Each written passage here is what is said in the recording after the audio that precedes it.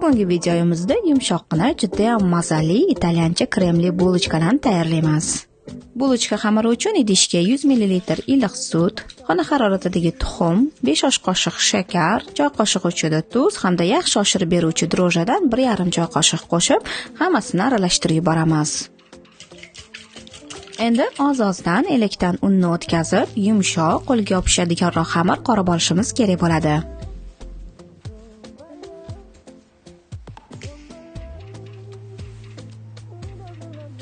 Orada 50 gram mazali yumshoq saryog'i xamirga singdirib qorishda davom etamiz. Yumshoqqina xamirimiz ko'rib turganingizdek tayyor.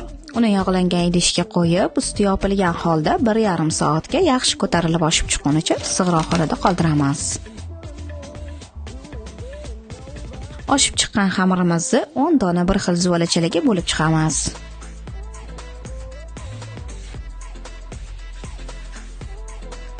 Zuvalachalarni pishiriq qog'oz qo'yilgan listga taxlab, yana yarim soat oshirishimiz lozim.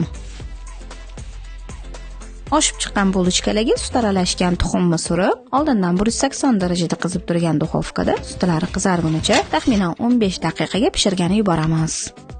Pishib chiqqan bulochkalar yanada mazali bo'lishi uchun bulochkalarga xohishga ko'ra asal surib chiqsanglar bo'ladi.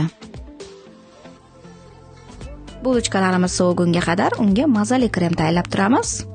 Buning uchun muzda 250 gram qaymoq, 3 osh qoshiq shakar upasi va 2 choy qoshiq vanilin shakarini qo'shib, quyilgunicha miksirlashimiz kerak bo'ladi.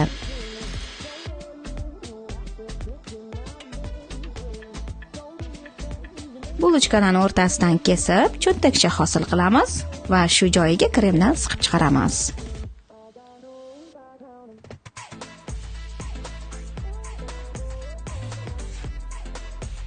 Ustiga nomiga shakar upasini sepsak, yumshoqqina, mazali maritozzo bulochkalari tayyor bo'ladi.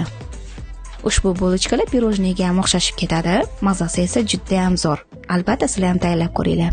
Videoga like bosib, izohlaringizni yozib qoldiring. Yangi videolarda g'oyibona ko'rishguncha, xayr.